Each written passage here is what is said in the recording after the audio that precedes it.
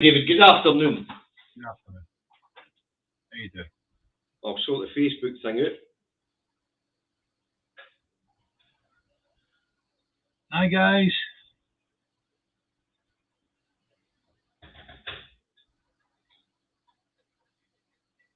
Mother She Wrote is back on again. Tell you last week, that's her sister. Is it her sister? Angela. Aye, it's not Barbara, it's Angela. Take us 50, please. Just bill the accountant. I could take your card. You take cards, can you? Brilliant. Anyway, good afternoon, Sandra, Chris, Rebecca, Robert, Wolf Pet, Class Action, Barbara, Rick, hi Ricky, ID, hi Linda, also, and hi Evelyn, and William, you're the first of the Facebook in the day. So, hi William. John, Brian, hey. Right, mate, folks, Chain of Freedom, sign up. You know, they've got cloned accounts and all that, trying to direct people away from it. They really don't want that chain being successful, the unionists. They really don't. And I hope that John's event at the weekend there went well on the 20th there, yesterday. His football event at New Douglas Park in Hamilton. Unfortunately, I couldn't go myself. I'd like to have went there. But with us being out on Saturday, meant the stuff we meant to do on Saturday to get done on Sunday. Talking about Saturday, I haven't seen Elizabeth yet, but in the chat. But thanks again to Elizabeth Camper Brown for the kind donation of £100, and for a nice Italian meal for Sarah and I. It was a wonderful afternoon Saturday. Yeah.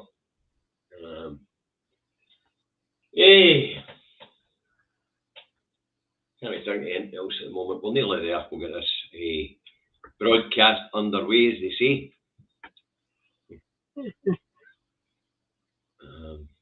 Afternoon, Derek.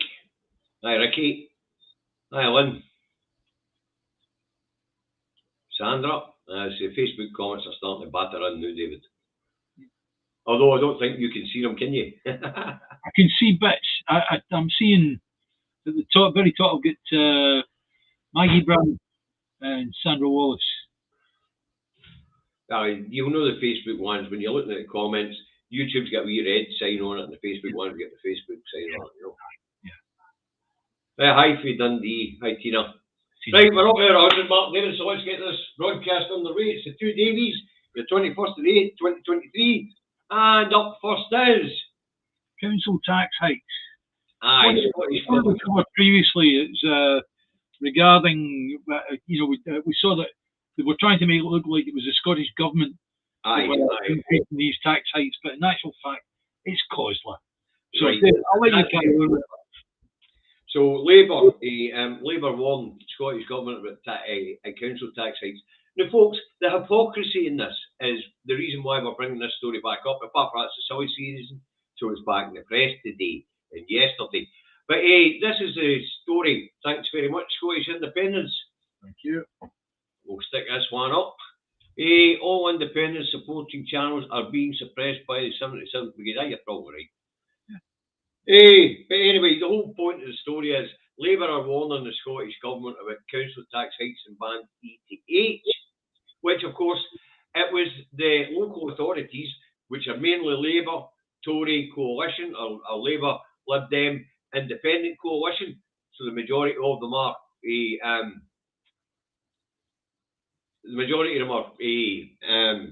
Tory Labour.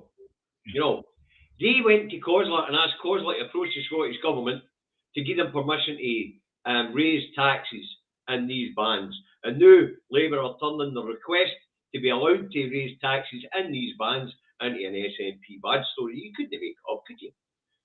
Well, they tend to, don't they, make things up, you know. So here we have local authorities asking permission to charge more to those in the highest properties. Now, Labour's argument against this, even though they're the ones that are proposing it, basically, is that not everybody who's asset rich has got money.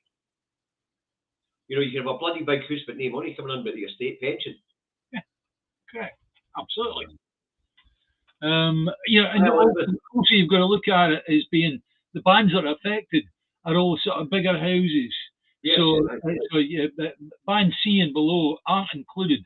And band B and below are not included, David. Yeah, that's that, as you say, that's the majority of houses. It sounds like Labour are doing roughly the same as what they did with the wages thing at Glasgow City Council. They booked every Philadelphia lawyer they could get their hands on in order to defeat the wages. Aye, equal pay, aye. And then after the fact, they said, "Oh, it was our idea that we should get increased wages." Aye. Even though Bouncy Boy went out his way to make sure that they couldn't get it. Yeah, exactly. You know? Yeah, Tina, you're in the band D, who's fucking hell, it must be 40 bits. Either that is the size of a shoebox. Right, so basically they're rehashing the story and Labour are warning the Scottish Government not to do what they asked them to do in the first place. Absolutely couldn't make it up, could you? No, you couldn't. Oh, no, they can. Right, anyway. Number 2 is another story where the Labour's having the MSM really haven't got the Scottish Government at the moment. But the second story is Labour warns Scottish Government to introduce rescue plan for Scottish Fire and Rescue. Now, I didn't know Scottish Fire and Rescue was in the brink of collapse, did you? No, I didn't either. And in actual fact, I don't think they actually are. I think this is perhaps a made-up story to assist the Labour boards to get a bit more traction. No, it's not really a made-up story. Apparently, the Fire Brigades Union are going to be holding a mass gathering and protesting in George Square next week. And it's because of 13 years of cuts and the need, because of the cuts to the Scottish budget, to integrate the regional fire services into the Scottish Fire and Rescue Service. Right. We've got the central, the HQs have been cut down, right? But we've still got the same number of fire appliances and No, we haven't. Is that reduced, does it? That's all been reduced over the last 13 years of austerity. There you go. But you've got to remember, what's happening in Scottish Fire and Rescue is a reflection of what's happening south of the border. As the Tories cut Fire and Rescue doing that roads, we know they get rid of 30 fire stations in London. That was Boris Johnson. Then the consequentials for Fire and Rescue here in Scotland also gets cut. So basically, what's going on in Westminster means that the Scottish Government's having to take similar action here. Hence the Scottish Police Force Scotland, hence Fire and Rescue, all been integrated into one. So whereas before they had 13 regional fire and rescue centres that you would call into, that's down to 3. So in actual fact, what you're saying, there is 1,100 less firefighters than what there was when the austerity programme started. But what you're actually in fact saying is this is a preliminary effect that we're going to see with the NHS in Scotland. Yes, they should bring in perhaps health insurance down south of the border. The only reason why the NHS in Scotland hasn't suffered the way the NHS in England and Wales has suffered is because the Scottish Government's spending priorities. They've spent the last 10 years concentrating on health as a nation. Yeah. You know. So, but the story with Fire and Rescue and Labour is Labour have spent years backing up Tory austerity policies. No bloody well opposing them. Or abstaining on votes. But, you know, Scottish Labour knows fine well the reason why Fire and Rescue in Scotland has had to be cut and has had to be rejigged and has had to be butchered. Because Labour wanted us to stay in this union. And Labour know that over the last 13 years public services in England have been cut, and so correspondingly, because of Barnett consequentials, services in Scotland have been shut. So it's pure hypocrisy for poverty pie. You know, but we're used to poverty pie as hypocrisy, which is going to bring us on to him actually in a wee second. Aye. You know. So this one's pure comedy gold, David. Absolute comedy gold. So here we've got Sarwar up here in Scotland telling us that he has open arms to Scottish independent supporters. Hell. Just let me finish this. I didn't say what the hell. You know, he has said that it's all right to support Scottish independence. He's no hostile to you because you support Scottish independence, although he is hostile to the idea of Scottish independence. But what he's trying to do is convince independent supporters to vote for the Labour Party because of the cost of living crisis and things like that, in the hope that the gracious UK state will maybe in 20 or 30 years, when they've ripped Scotland of all its assets, might grant a second referendum. But only when we want rid of us. Is it possible? Only we want rid of them. David, is it possible that there are people in Scotland that are as stupid as that? Probably. Hi, thanks, Stephen. Thanks for that donation. That's very kind of you. Thank you, Stephen. Yeah, I mean, I can't see it myself, but I would imagine there are bloody hell, there's Labour supporters where I live. You know, we've got Jackie Bailey as evidence. Remember, 42% of Labour supporters want independence. Yeah. So he's trying to hold on to that vote, especially at next year's election, when independence is front and forward, and the very first thing the Scottish government saw is called SNP manifesto. I believe the Greens are going to run a similar manifesto, although they generally don't stand in general elections. But we'll get a wee bit more of that a bit further in. But so what Sarwar is basically, poverty price actually saying to people in Scotland, support Labour to get through the cost of living crisis, and then you can think about independence down the road, and we'll think about it down the road at all. But basically, simply this way out of the cost of living crisis. I mean, SNP and get independence. Aye, but here we've got Sarwar talking about possible constitutional changes for Scotland.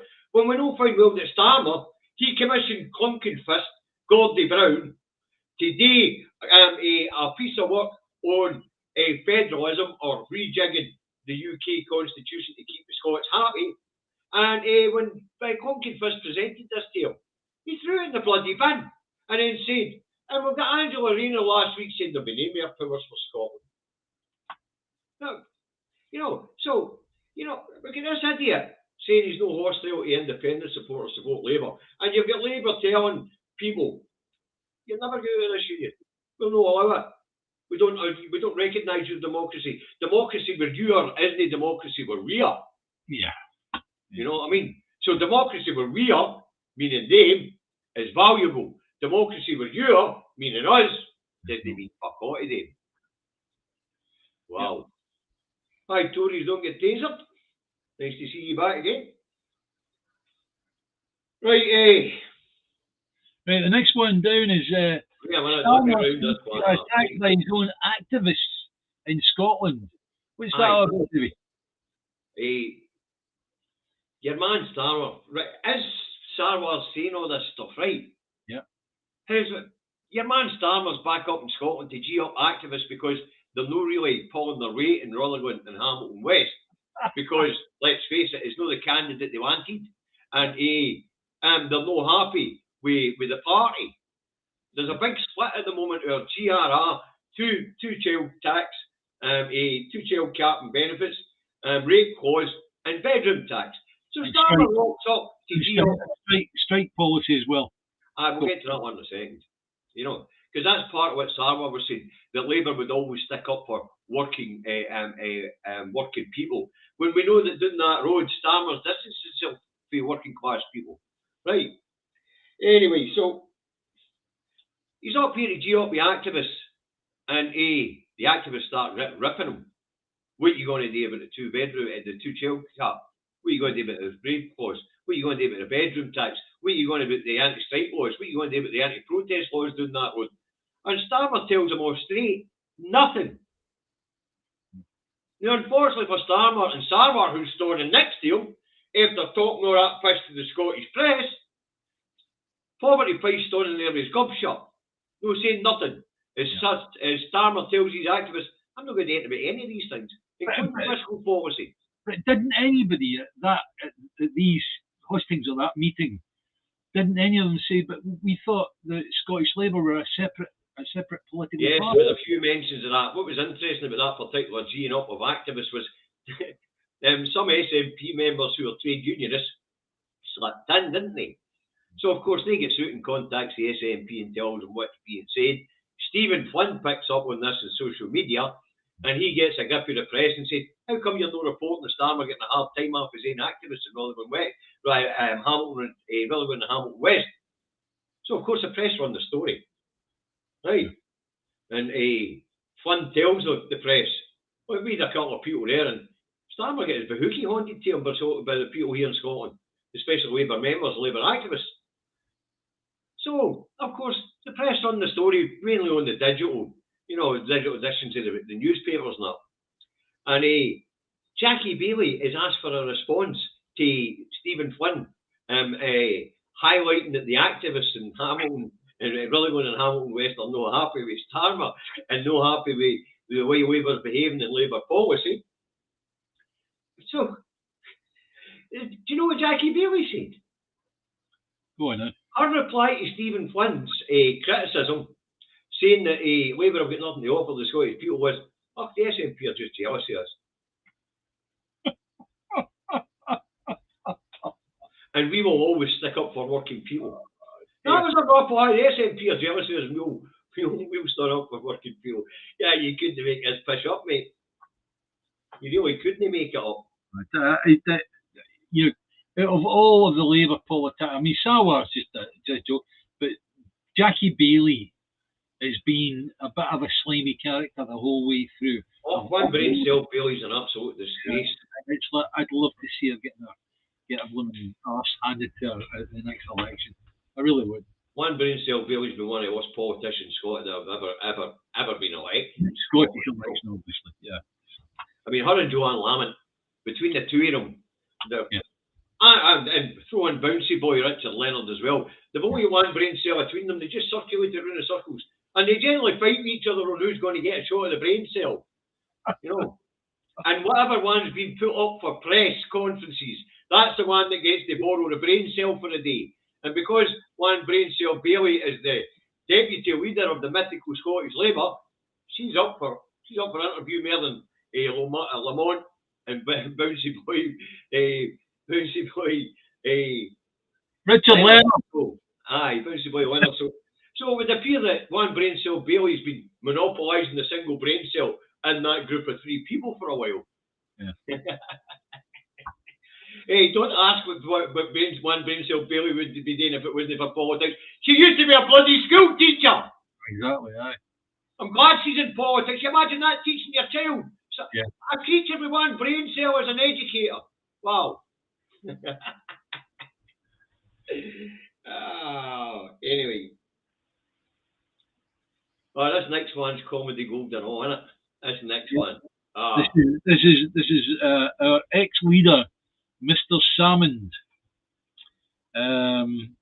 What he's looking for a pro-independence candidate for Rutherglen.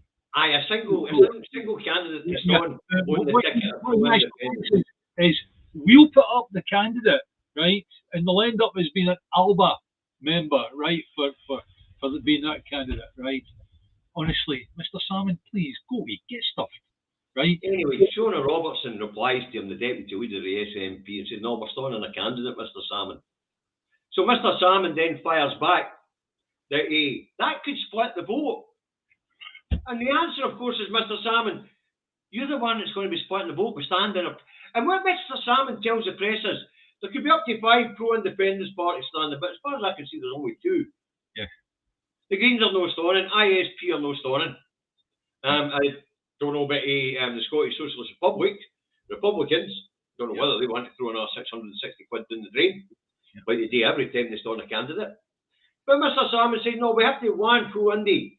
Mr. Salmond, now, what he's basically doing is threatening the SNP that he'll stand a candidate unless they go on a single candidate on a single issue. And that means it would split the vote, is what he's telling the SNP, meaning that Mr. Salmond would actually let the Labour Party slip through the middle. Yes.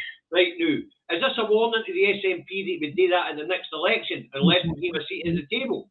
He is most definitely going to try to do that at the next election. But I would advise the people of Scotland that if you really want independence, it doesn't matter whether you support the SNP or not. You've got the polling station, you hold your nose and you give the SNP your vote. But as I say, what's his point? Is this a threat to the SNP that he will stand a candidate in Hamilton Southern, rather than Hamilton West, to allow Labour to cut through unless he gets a seat at the table? Yeah, he's a bitter. He's a petulant child who is becoming less and less relevant, throwing his toys out the pram. Yeah. You know? Basically, or is he actually working for the other side? I don't know about that, David, and we can't even surmise that, right?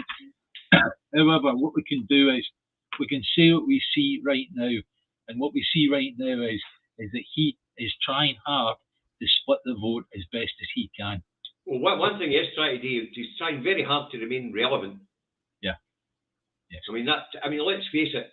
The state went out their way to make sure he wasn't relevant after the last vote. Well, something. I don't mind Alba being there, or the Radical Independence Party, or whatever, right? This time, let's just get independence through the door, right? And then we can have a fully independent parliament where we don't have the Tories per se, we don't have Labour because they just won't exist. No, right? They won't exist here in Scotland. No, they don't exist here in Scotland. They shouldn't be allowed to sit in our parliament, actually. So all of these parties, there's going to be a great big gaps. So what's going to happen is that other parties are going to be formed, and you'll have this lovely, I mean, really democratic, multicoloured parliament, where, like a European parliament, you've got these coalitions that take place. Some of the coalitions in Europe can be 4, 5, 6 different parties brought together. I get that. But you've got to ask yourself, what is he playing at? Is this a threat to the SNP? Is it let me sit at this table, or I'm going to split the vote in the next general election and let the unionists win? No, correction. It is do as I say, or else I will put Scotland's future at risk. That's Simply exactly what you're doing. Yeah. And Thomas, you're right. I've said this myself when I was asked about this. It's a democracy. They can stand a candidate if they want. Yeah. You know, I don't suppose the candidate will get elected. Mr. Salmon knows the candidate's not going to get elected, but that maybe 700 or 800 votes might be enough to let Labour through the middle. And Mr. Salmon's now pointing that out and putting it to the SNP's head like a gun. What do you want, guys? Think it through. What do you want? Do you want to beef up the Alba Party to make Mr. Salmon happy, or do you want independence? What do you want? If you want independence, then what you're going to have to do is hold your nose, vote SNP, and that's it, done.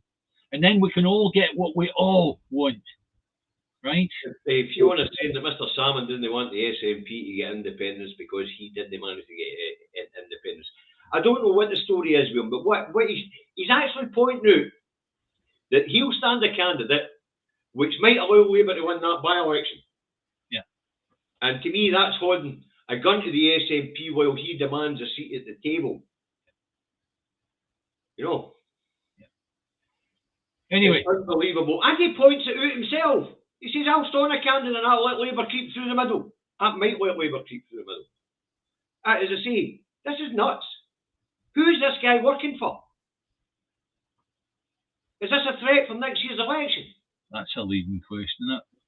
Who's he working for? Because he's pointed out himself, if he stands a candidate, Labour might win. Yeah. So why is he standing a candidate? Or why is he threatening to stand a candidate if he doesn't get a seat at the table? Yeah. And as you say, basically Mr. Salmon is holding a gun to the SNP's, the Scottish independence movement, he's saying, it's my way or no way at all. That's right. And it's for the Scottish independence movement en masse to tell Mr. Salmon, there's the door, please use it. Seriously, guys.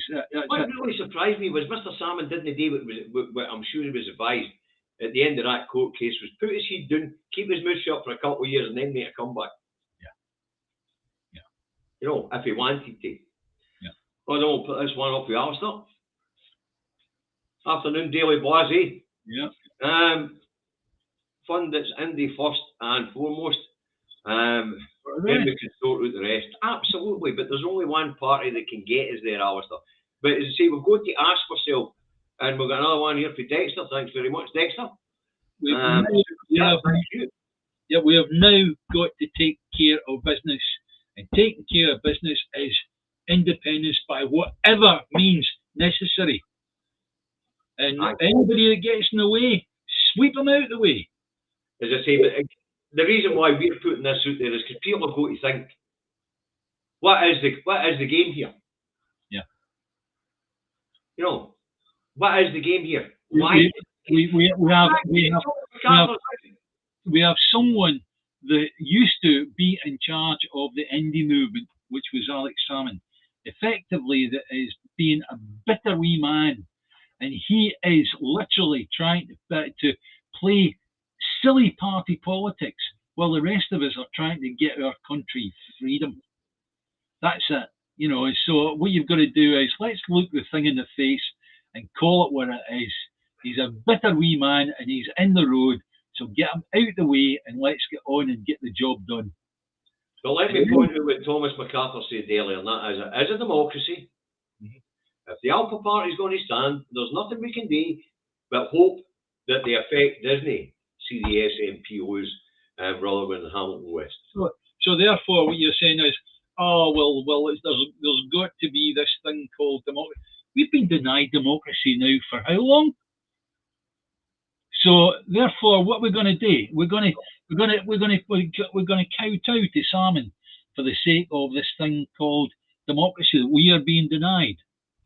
Yeah, man. Apparently, if the SNP are firm on independence, they have nothing to worry about. No more weashed. Nobody's been weashed.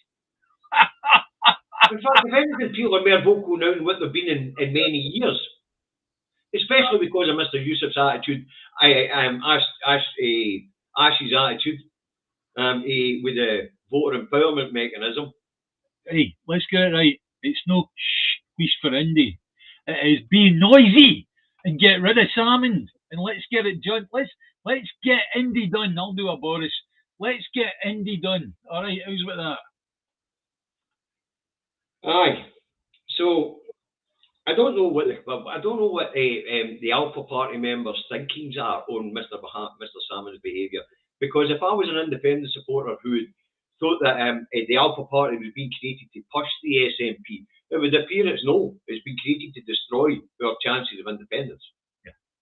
And as David says, it could well be it's just because Mr. Salmon feels that he is no longer important. Yeah. I figured unbelievable. I figure that's exactly it. Anyway, Centre. Let's go for number 6, and this one's about Brexit, David. Yes. Poultry industry warns of health risks. Go on, Davey, you fill in the... The Brexit effect. UK poultry industry cuts production by 10% as food retailers buy in cheap imported chicken from South America, i.e. Brazil, and Poland, by the way, EU. Yeah. They're actually being able to buy it in cheaper. They're demanding that poultry producers here give them better deals, or they're going elsewhere. And as we know, the food standards in Poland are supposed to be the same as the rest of Europe, but we knew about problems with Iceland and a couple of other chains having to recall chicken because it was imported from America to Poland and then put through the EU, which it wasn't allowed to do. And of course, we know about the Brazilian lower standards, and it's already making it onto the shelves here. But what the poultry industry is demanding is that the UK government address the problems facing the energy market and address import-export rules and introduce the food safety checks. And what they're asking for is a fair playing field, but at this time they're saying food retailers are ignoring their product because they can get it cheaper elsewhere. And the UK, and they've also accused the UK government of using Brexit to undermine their industry. Yeah. But we'll get the sheep farmers saying the same thing. We've got the pig farmers saying the same thing. We've got the beef farmers saying the same thing.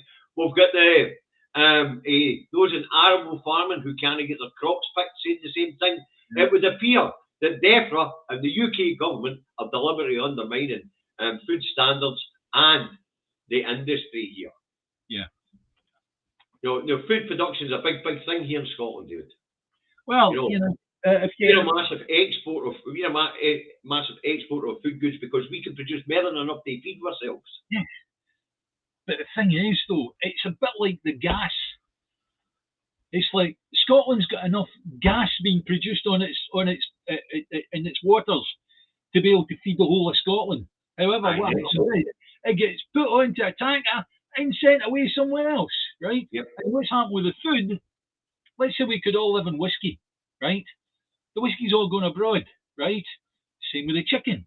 We produce our own chicken, chicken's going abroad. Produce our own lambs, the lamb's going abroad. And then we're buying in more lamb for New Zealand, right? This is where it all goes screwy. We need to protect our own brand, which is the Scottish brand. When you buy something and you see a saltire on it, you know it was produced in Scotland. And that is the only way you can possibly protect yourself from getting ill from eating food from another country. Aye.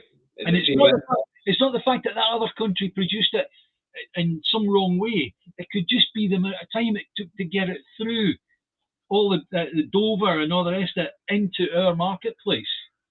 That's what the problem is. It's the time taken. Thomas MacArthur's got where is it? Let's all go vegan. I've got some news for you, Thomas. I am a vegan. I only eat beasts that have been fed on the finest vegetables and grass. But the thing is, that old joke about it used to be a girlfriend and an eating disorder, but she used to get pissed off every time I brought it up. And she would say, I've not got an eating disorder, I'm vegan. And I'd say, aye, that's what I mean. The thing is, I mean, do you think that we can all turn vegan? No, of course we can't. There are people that will never turn vegan. There's people who will never turn vegetarian, never mind that. And they enjoy the meat products and all the rest of it. Scotland produces wonderful meat products. Buy something with a saltire on, and you know it's made here, it's grown here, it's lived here, and it comes to our marketplace from a Scottish farm. And I see D-Dog's telling us that 60% of beef in the UK is produced in Scotland. Well, as I say, the food and drink industry is very important here in Scotland. We massively overproduce more than what we need. And that's why we are huge exporters of such fine quality goods. So say, but this is another Brexit story. We still throw it in. Be very careful when you go food shopping, folks. Have a look at country of origin. If it's on the packaging. Yes, if it's on the packaging. Generally, if it's made, produced in Scotland, you will see a saltire like this on the top of the package. All right? Aye. The next story is quite an interesting one, David. We're on to drug deaths again, aren't we? Oh, for goodness sake. This morning on TV, I know that you don't watch much TV, David, so fair comment, but my wife has got the TV on first thing in the morning, getting ready for work. And I noticed that because they didn't have a World Cup victory to actually put on and run for the next 4 days, they were trying to find other things to fill in. So what did they do? They had Dundee. They found the worst drug situation in Dundee, and they made that front and centre. That was the news that they were going to put out. So it was a revenge for not winning the World Cup. Joanne, you're 30 minutes late. Hit the naughty step. Watch them burn your ass in the count. Naughty step for the next 3 days. By the way, David, let's say Thursday. Right, let's clear this up as well. We do commiserate with the English, the ladies' English football team. They did well to get to the final. And to be fair, as any of your viewers in England will know, generally because of the rivalry between Scotland and England, Scotland fans don't support the English football team. Can I make a Billy Connolly gesture? Aye, man. Listen, these young ladies put their heart and soul into that, David. Right. And do you want to know something? It helped yet again to move ladies' football that bit further forward. I don't like football. Some people do, right? and the fact that it's a women's football team that was being put on TV all over the world, fine, that's great, good news. But I still find it blooming crazy that 22 people with a football can fill the airwaves when we've got people dying all over the world, and in Britain we've got more food banks than we've got blooming. Malnutrition's on the way up. You've seen the malnutrition figures. Whatever, right? So there you go. All right. Well, of course, this leads to the usual nonsense, doesn't it? Where the First Minister of Scotland is asked if he's going to be supporting the English women's football team.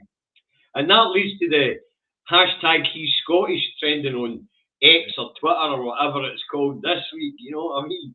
And of course, Radio Clyde's pushing them on it. The other people are interviewing it. You're going to be watching the game. I might be watching the game. You're going to support the English football team. He wouldn't commit to that, of course. And that, of course, leads to the silly hashtag that he's Scottish, having to point out to people in England that the First Minister of Scotland didn't support England because he's Scottish. Yeah, that's right. I mean, you think it was something dreadful. But it's almost now being put forward that because you're Scottish, you're part of Britain, and therefore this is a British football team. This is Team GB, you know. Aye. Seriously, no. The thing is, the people in England get it. They're sick of their own media too. Yeah.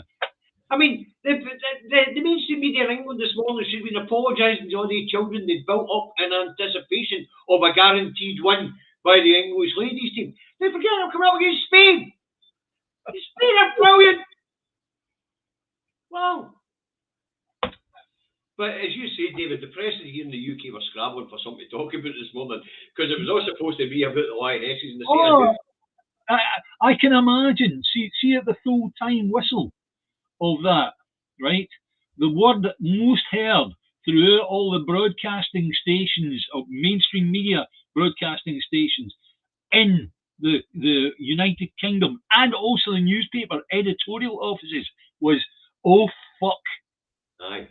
Because they realised that on Monday they would have to work for a living rather than just blooming numbskulls, blooming jumping up and down with an England flag, you know. As you say, why this particular sport, although it is the national sports across these islands, well, it's not actually, it's only in Scotland and England. In Wales it's rugby and Northern Ireland. The national sport for Scotland is either cycling or curling. We win at that. Either cycling or shinty, curling or shinty even. Yeah. But as I say, it's recognised as the biggest sport. Okay, but why it should be dominating things so much in the middle of cost of living crisis? We've got people dying. We've got hospitals full of people suffering from malnutrition, for Christ's sake. We've got more food banks than McDonald's. People can't afford their mortgages. People can't afford their electricity bills. We've got disabled people choosing between breathing and eating. Exactly. And we're then, and also what happens is we're all so eager to blooming get on watch the TV and watch 22 idiots on a football park, each earning maybe getting up to £100,000 a week. Heather, naughty step, don't burn your ass in a candle. Right, genocide on a scale that the Nazis couldn't get to. Billy, I've been saying this for the last 11 years or so I know you know that, Billy, because you've been watching the ones in the trucks as well. I've been talking about genocide going on since the start of austerity, and they started after the persecution of those on disability benefits, and then they moved on to those who were unemployed.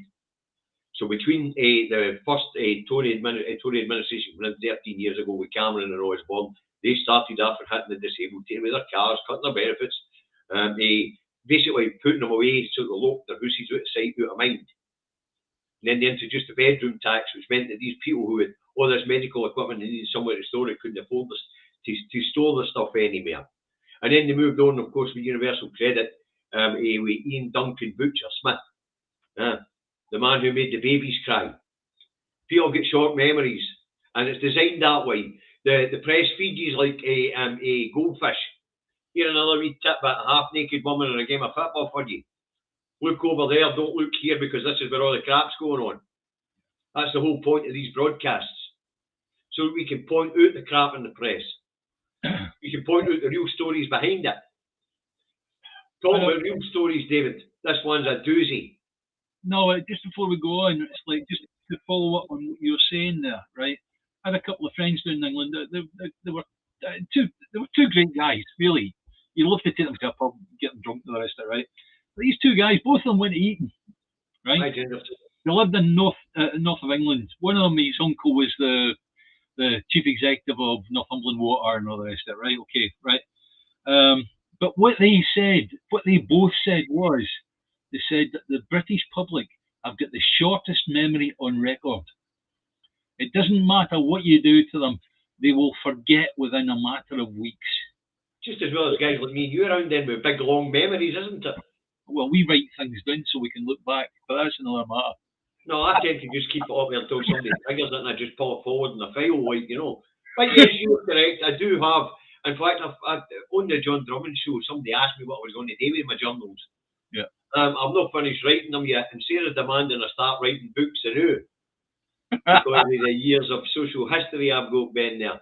And for those of you who didn't watch the Indie Truck Davies shows, Davies got 4 years of social history written down day by day, blow by blow, because all my Indie Truck Davies shows were scripted. When are you going to? Look as if they were scripted. They were scripted. When are you going to start that legal action against Apple, David? Because you were the first one to come up with the words iPad, weren't you? No, it's just spelled a wee bit different, that's all. But mind, I got a copyright infringement for saying that, for holding up one of my new notebooks to start my new journal and saying new iPad kids, and I get bloody video get taken down for a copyright infringement. You couldn't make it up. Just for anybody that's on YouTube that's actually watching this, right? It's I as in spelled in Scottish, A-Y-E. But anyway, Alistair, how many journals have I got now? I don't know, I didn't count. But I've stopped writing the Daily Show, big ones. I'm new on this one, where I've got to take down the two Davies content. And that will all be incorporated into the books as we move from the Indie Truck Davy time to the Two Davy time and whatever comes beyond. Yeah. You know, depending on how long it takes me to get teachers to become independent. At that point, Sarah wants me to start writing books. I might just go and dump a lot in them. At the National Library of Scotland and see, there you go, there's some social history for you kids. You've seen Frankenstein, and now you're going to see Son of Frankenstein. There you go, right? Anyway, next thing we're on to is... Or I might even just put them up for auction one at a time to use lot. You can pick a month of what year you want. You can all get a laugh at how Davy used to copy things down. But aye. Yeah, next one is going to take a wee bit of time because in actual fact it's quite a wide-ranging issue, is the BRICS issue. But it's one we've been following, David. Yeah. And we would give you updates on this, folks, because this could change the whole world order. If you remember back in the days of Bush and 9/11 and all the rest of it, right? And you had the New World Order that they talked about. We now have a new World Order taking place. And we can see the sides being very clearly defined. We see Britain, America, Australia, Singapore, Taiwan, all taking a side against China, Russia, and other. And to be honest with you, China, Russia, and all those other companies that make up BRICS, that, to my way of thinking, that's the New World Order. No, DJ, I don't do the Guinness Book of Records, mate. I'm sorry, no. They're all talking about my books. And somebody mentioned the nurse that's just been done as a serial killer. I don't cover crime. No. I'm aware of it, but I don't cover crime. And so with the person, if a nurse in Airdrie was behaving the same way at Monklands, would she be caught any quicker? I have no idea. Yeah. But I don't cover crime. In actual fact, I would say that the most incredible thing is Bobby Owen says I'm the cabin. They want to reduce me on my books. No, on that particular subject, right? but not exactly related to it, you've got to be able to say is the health authority, like guilty by association here. Well, apparently the head of that particular health board in that road's been suspended. Well, if you look back 30 years, the Beverley Atlas was it? Listen, David, I don't really want to get in this rabbit hole. The BRICS thing's very important to us. All right, fair enough. Okay. Anyway, what brings the BRICS thing back up is August 22nd, 2023. We'll see the opening of a conference with all the BRICS nations, with Brazil, Russia, India, China, and the swollen bloc, as we know, Iran, Syria, and South Africa, and another 20 nations from South America and Africa have got applications in to join the BRICS. Yeah. So this conference, which is opening up in 22nd of August, will be chaired by President Cyril Pampos, I think that's his name, of South Africa, and apparently top of the agenda will be to approve these new applications for membership, which would take the BRICS up to about 30 to 40, a 30 to 40 strong bloc when it comes to a trading bloc. And some of these are pretty powerful trading entities. Yeah. I mean, I would say that the biggest policy decision that BRICS has got so far seems to be knocking out the petrodollar as being the method of bartering for oil and gas internationally. And when they do that, effectively, you're talking then about taking down America financially. That'll be, but that goes back to the Bank of International Settlement and trust to get digital currencies. Well, you'll remember that just maybe a few weeks ago, the Congress voted yet again to increase the debt ceiling. That's like phoning up your card, your credit card, and saying, "I've got a 10,000 limit. Can you squeeze that up to 12,000 for me, please? We need to spend a bit more money, right?" That's been going on here and on, David. Except for we don't have to have a vote every year. Well, we No, they do. No, but what we have is a budget, and that up the debt limit here. Yeah, because of the American law set up and all the rest of it, they have to vote on an increased debt ceiling. Aye. Yeah. So that's fine. That's okay. I mean, the BRICS things, folks. If you're not aware of what it is, use your search engine. Get an eye on what's going on here, because it could very well lead to all sorts of naughtiness on the planet. All sorts of naughtiness, including wars. India, China. Sorry, Brazil, Russia, India, China, and Africa. Yeah. No. Argentina. Was it? No, it's just the BRICS started that way. Brazil, Russia, India, China. That was it. Yeah, but it was South Africa, wasn't it? South Africa became the next one really on board with it. Yeah. And now you're talking about almost 20 South American and African nations have got applications in to join. Now, if they 30 or 40 nations just decide to trade as one big block and say, we're not going to pay for anything USD, the dollar, then you're going to see shockwaves, real shockwaves. So then you've got to look at, where does that leave us if we are still tied to the Union and still part of England, right? We're going to watch the currency collapse the same way everything else is collapsing. Yeah, that's right. As the BRICS, because we sell our oil in USD as well. Yeah. You know, or the petrodollar, whatever you want to call it. And what that means is we'll sell the companies that are in Britain will sell their oil to America or to wherever in the US dollar, and the US dollar will disappear in front of their eyes. Well, we're going to see all these currencies disappear in front of our eyes anyway, as the BIS introduces this bloody digital currency that's coming in. That's going to be fought at all costs, folks. Yeah. And I see that Westminster has issued an edict to the banks that they must make cash available to people. So I guess there might be a wee split here with the Bank of England and the Bank of International Settlement. I'm not quite sure. And as you said, David, there was a glitch in the clearing system. Yes, there was. It could well be that the new system's already been switched on. If you think about that, if they changed over the settlement system to being where they're doing all settlements at maybe 3 o'clock every day or midnight every day, to whereby everything's done on a real-time basis, there would have to be a glitch where it was switched off, reset, and switched back on again. And I'm very suspicious of what happened last week. Aye, because the clearing system went down for a few hours. Yeah, the settlement system went down.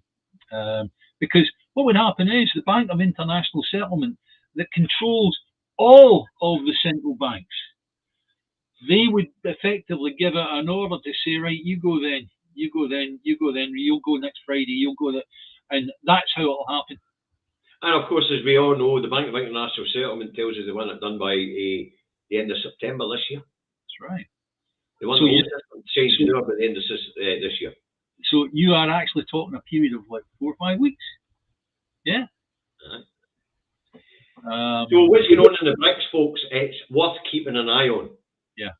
And we know that those at the Economic Forum at Davos in June, a German fellow again, I can't forget it, I've got his name off the top of my head, somebody stick it in the comments.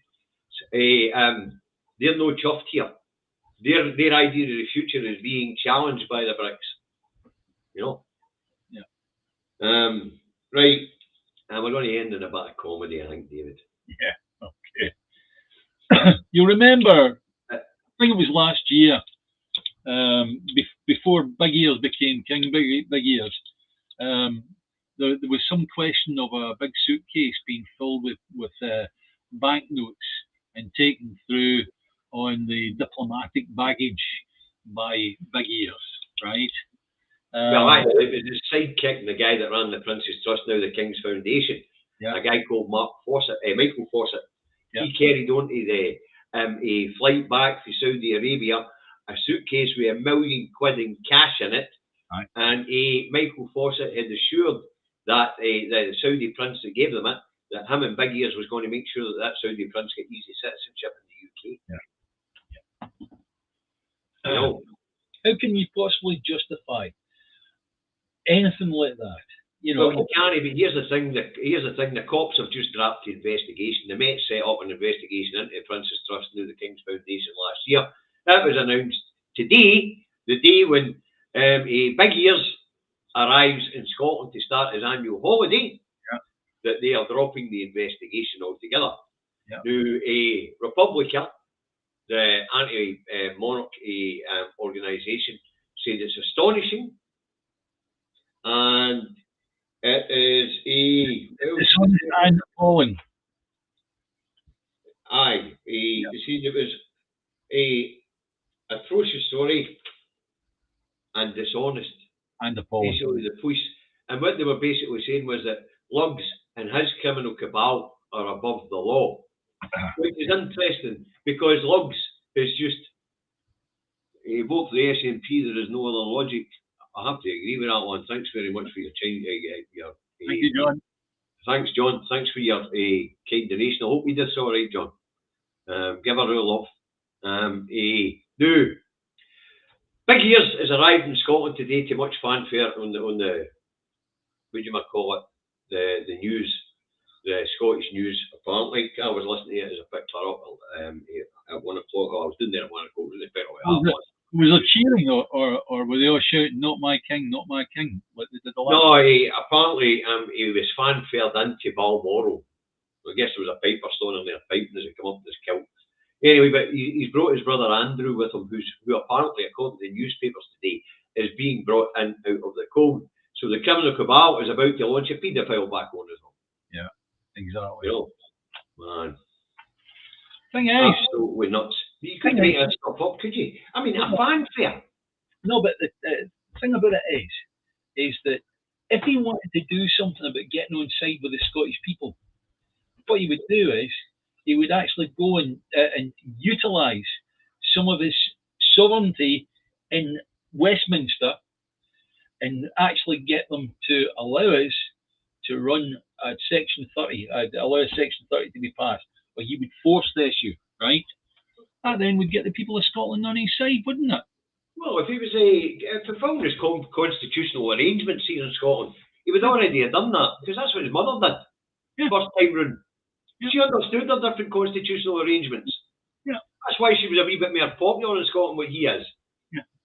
I mean, he even had the claim of right butchered when he signed it. Yeah. To only include the church and the Church of Scotland's empirical right to be the Church of Scotland. Hang on, let's just do a wee wind back to that, right?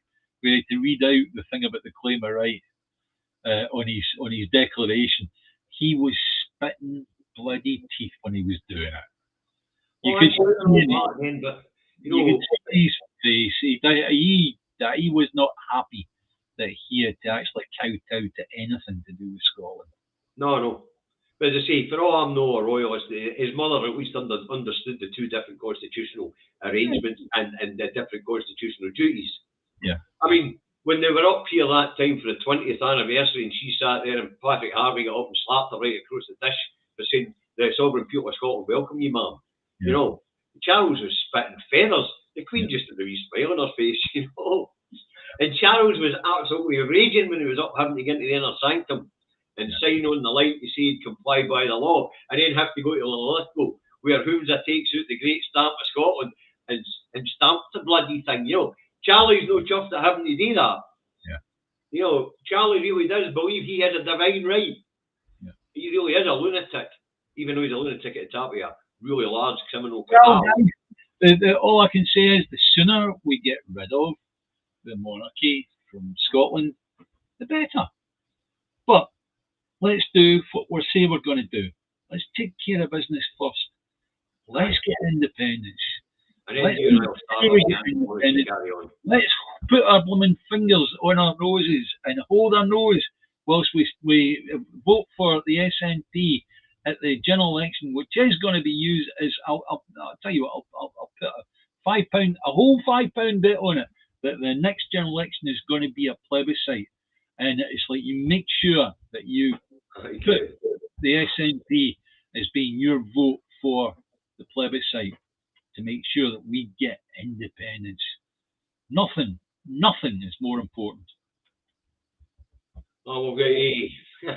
Well done. I do want to take this one. Hi, Quentin. It's nice to see you there again. Peter, as you know, a couple of shows back, Quentin, and I was having a go at Quentin. But Quentin and I have been having a go at each other for years now. And I didn't say it was a useless document. I said it's not really that important in a 21st century democracy.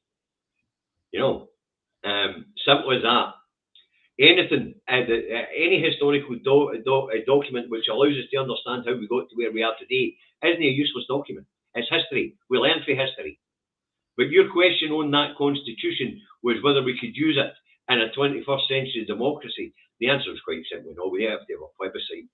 And I mean, if you actually do read the document, it's an exercise in no popery. Seriously. It really is. But it does enshrine other rights and for the Scottish people, you know. It's a bit. It ensures that the crown doesn't mean the guy with a hat on. It means the people and the assets and the estate. Yeah. You know, but these things aside, in a 21st century democracy, they're not really that important. Yeah. You know, you really do have to have an expressed view of the will of the people. When we go back to when these documents were written, there wasn't an expressed view of the will of the people. Yeah, well done, thank you. I'll take that bet. Okay, fine, that's all right. £5, you know. The most important thing is we've got to make sure that we get independence done. We have to get independence done. I can't move on to the next stage until we get independence done, David. When do we get to start our anti-monarchist campaign? We've got too busy doing this one. We can deal with the monarchy later.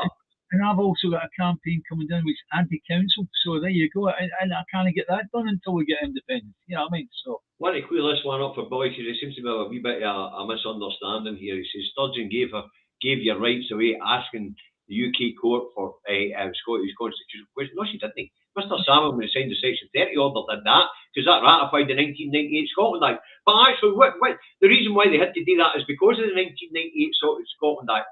and what they claimed was reserved. And as we've already explained to you, it took me a wee while to realise this myself. It's taken me nearly a decade to get to where I'm on my view in the 1998 Scotland Act. But as I've reflected on it down through the years, you realise it was written specifically to ensure it was the Scottish Constitution which was reserved to Westminster. And that's why the Supreme Court had to be asked. Can we cut through all of that nonsense and just say, look, guys, we need to get the ballot boxes out of the cupboards, like I've said before, right? The way we're going to do that is through a UK general election.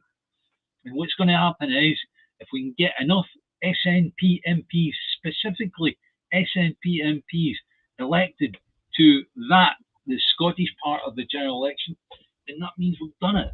The people of Scotland have spoken, providing that the actual general election is run as a plebiscite with a single issue. This is another misunderstanding that people don't seem to have to get, right? No law trumps Scots law. Absolutely correct, Billy, but I'm afraid that the 1998 Scotland Act is written into Scots law. Yes, that's right. Okay. So, as I say, it's a 21st century democracy. We do need to get the ballot boxes out of the cupboard. It has to be done by a plebiscite election. These documents are important to let us know how we got to where we are today, but when it comes to the context of today, they don't really matter that much. Either that, or it's we sharpen the swords out and we'll walk down to Blooming Downing Street, right? But I prefer to do it with the ballot box because my polling station is just round the corner. And it makes it nice and easy, you know. It does go against the claim of right, Billy. It does, aye. But it also supersedes it. The 1998 Scotland Act supersedes that. That's what the Supreme Court was pointing out. But there will be a democratic route to independence. And Margaret Thatcher told us what it was. Now, we've done with our folks. I want to thank absolutely everybody for their kind donations to date. The fund's starting to get back up there again. And last time I looked, there was £400 odd in it. We need to start thinking about allocating that again, David. That's your side. That's your side of the country. But just can we go a bit further afield, please? You know, but go up the East Coast quite a bit, you know, because there's people all over this country that need help with food banks, you know. Aye, I did say I was going to run up the East Coast, but I also want to include the East End of Glasgow. There's a huge population there. Yeah, I know. Appreciate that. Yeah. So thanks everybody for your kind donations. Now, if you're on Facebook, it's public, share away, because we'd like you to share the Two Davies across social media. I never say this stuff at the end of Talk Davies stuff, you know, don't self-promote. But the Two Davies, we do self-promote. We want your likes, we want your shares. We want you to subscribe on YouTube, because all the money we're making is going to help our citizens get through this horrendous economic downturn, which is upon us thanks to the mass stupidity of the Conservative and Unionist Party, and of course the corrupt media, which convinced the good people of England and Wales, to vote against their own interests too. So we would like you to share this across social media, if you like it, you know. Yeah. So, they say, I've got work in a couple of hours' time, and Sarah and I have still got to go and do a wee bit of shopping, David. So it is time to wrap this one up. So all that's really left today is... Bye-bye, Davey. Bye, Davey. Bye, folks. Thank you very much. Mind hit the like button on YouTube, guys.